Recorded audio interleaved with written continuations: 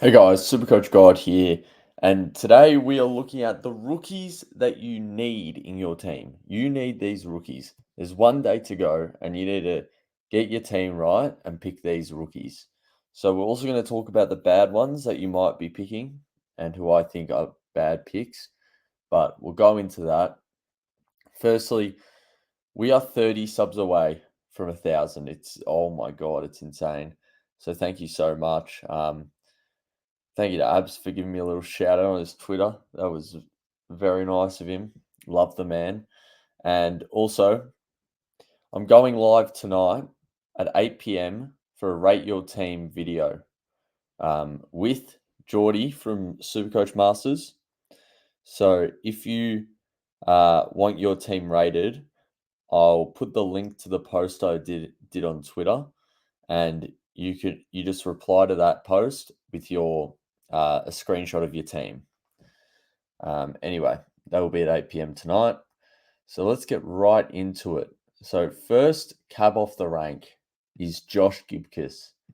Josh Gibcus is 57% owned. He got a 76. His break even after one round is -22. I think you almost need to pick Josh Gibcus. I think he's required in your team now, especially with that 76 in the system. He's going to make us quite a bit of bank, especially if he's -22 break even, gets another 76 this week. The break even, I believe it increases. So then what he's making 50K straight away. So yeah, I love that. Love the Gibcus pick, and you need him. Nick Caulfield. I don't think you need Nick Caulfield. He's in my team, but I do not think you need him. I've got him in my team because I've got three primo defenders. If I had four primo defenders, he'd be the first one out. So yeah, like the Caulfield pick, but not a must-have by any means. Next, we got Zach Reed. So Zach Reed, I think, is a must-have. I think he has great scoring power, especially considering he's a key back. So he's like 200 million centimeters tall, and yeah, has decent scoring ability. He probably averages around the 70 mark, and I think if he averages that, I reckon that's an absolute lock. So get him in. Blake Howes, he's another lock. You got to, if someone gets a 91 in their first game, you just got to pick him. You just got to start him, especially with the luxury of round zero. You just have to start him. It's as simple as that. You don't need him on field necessarily. You can have him on the bench, but you need him in your team. I like his break even's what um, -46. So you definitely need him in your side. Next, we've got Dan Curtin, who's still 25% owned. I do not think this is a must-have at all. He's behind Caulfield for me. He's behind Phillips. For me, yeah, he just didn't show. He didn't play that well in the Pracky game, so not picking him. Next, we got Ethan Phillips, who you can definitely start if you're struggling for money and you need that extra 20K to put somewhere else. But otherwise, I'd probably pick a Caulfield, Howes, Reed over him. And then I don't think Toby Pink's getting picked, so don't start him. If he is, someone correct me. Marty Hoare, so we'll put him in there, and Marty Hoare. So Marty Hoare, 6.4% owned. He could come in this week because who got injured? Who got injured? Someone got injured. Oh, Jake Bowie got injured. So yeah, he can definitely be a pick. But anyway, and he's out I think he's out for 4 to 8. I think this is the timeline they gave us, so a very broad timeline. But next, we've got the midfielders. So Riley Sanders, absolute must-have. You need this guy in your team. Just put him in. I don't even need to speak about it. Colby McKercher, must-have. Yes, there's worries about him because he's the third distributor in the back line. But he will have spike games, and that will help us very much. Next, we've got Jai Clark. I reckon he's probably a must-have, just at the price and what he can score. I think he either got a 90 something or 100 and something in the Pracky game. So yeah, he's definitely got scoring capabilities. Put him on your bench. Jeremy Sharp, I believe he's injured. Now, I've got the Freo injury list actually on here. I need to have a look. So Sharp. So he's not injured. So I don't know whether he plays or not. Either way, I just don't think you pick him. I really don't. I think there's better options back in the midfield. So yeah, wouldn't go chasing after him. Matt Roberts is an absolute must-have. In fact, I'm starting him on field over Huswaite, who's also in my team, but we'll get to him eventually. Also, Matt Roberts has the half-back role, so very nice there. Now, Huswaite, probably putting him on my bench. I think he's probably the most likely one to fail out of the three 180k plus mid rookies. So yeah, but I still like the pick. I think his scoring power is good. So kind of want to start him. If it fails, I just swap that to let's say a Sam Berry's going well, then bang, swap. Charlie, oh no, we'll get on to him in the forwards, but Jacob Weir as well, and Jack Carroll. So I don't know if so. Jacob Weir seemed to play pretty well, but I think there's other rookies that have better scoring power and probably better job security as well. GWS midfield is stacked. I don't know if he's playing midfield or wing, but either way, that middle of the ground area is absolutely stacked. So wouldn't be surprised if he doesn't keep his spot at some point. Jack Carroll as well. So he's 123k. He looks quite good in the Pracky game. He scored a 65. Sorry, not the Pracky game, round zero.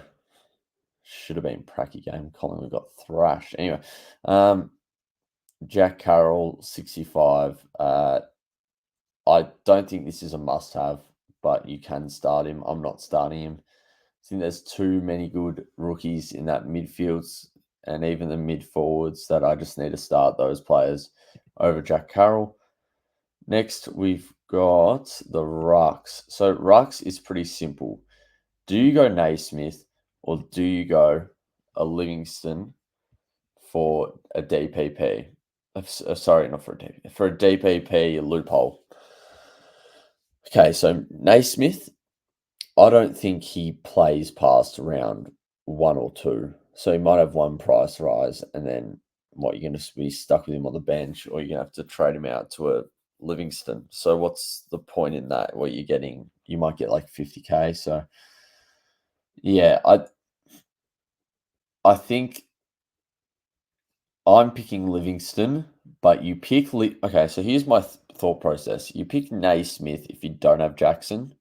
You pick Livingston if you have Jackson, because you want Jackson to be able to cover in the ruck section for when they have their buys. So yeah, that's probably my assessment on that.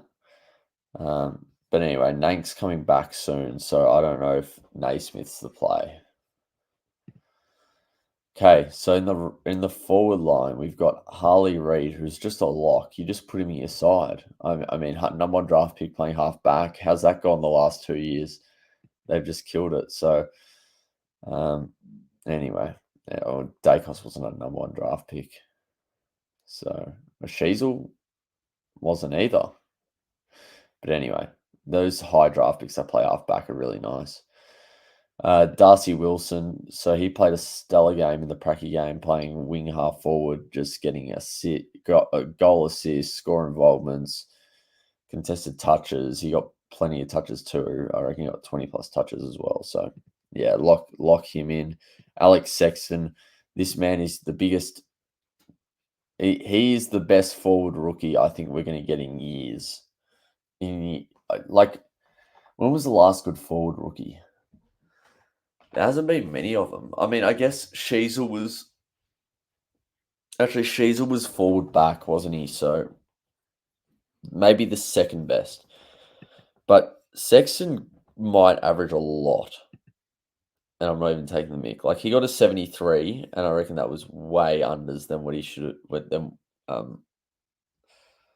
what he will get in the future. He had a few mistakes as well in that game, so but he'll be good.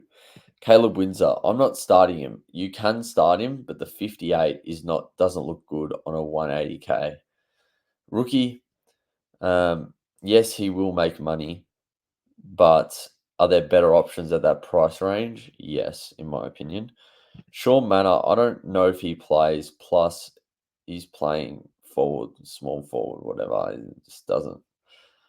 I don't know. I'm not picking him. Not picking him. He's been in many versions of my team because I need to go short as that FA, but not anymore, baby. Aaron Cadman. So I'm going to start Cadman. He plays West Coast and North in the next 2 weeks. That is a recipe for cash, especially as a key forward. So hopefully you can kick a couple bags. That would be lovely. But even then, a couple of 80s will be nice too.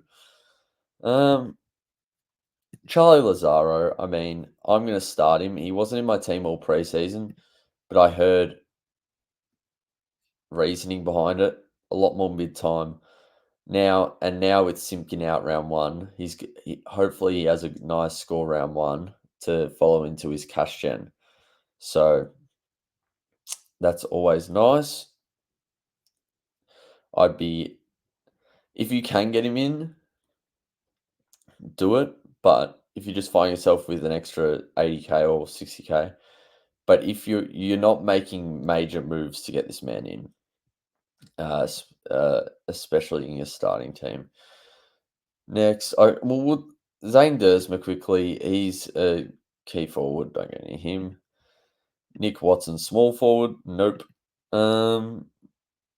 Sam Darcy could be a good pick if he plays. I just don't think he really plays. Finn McRae, word of mouth, is saying that he might play this week. I'll just chuck Zane Dersma and Nick Watson there.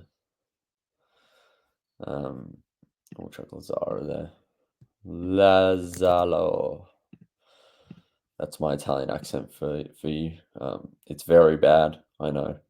Anyway, Sam Darcy. Yeah, I probably wouldn't start him. I don't even know if he gets picked, to be honest. Better options. That's about it for the rookies. Also, Oliver Dempsey. So I think this pick is going absurdly underrated. I think he's still a good rookie to pick up. I'm not going to start him. He was in my team for like 2 weeks, and then I dropped him out for Lazaro pretty much. And I think this man, he could be the next Chandler, to be honest. So I actually really like the pick.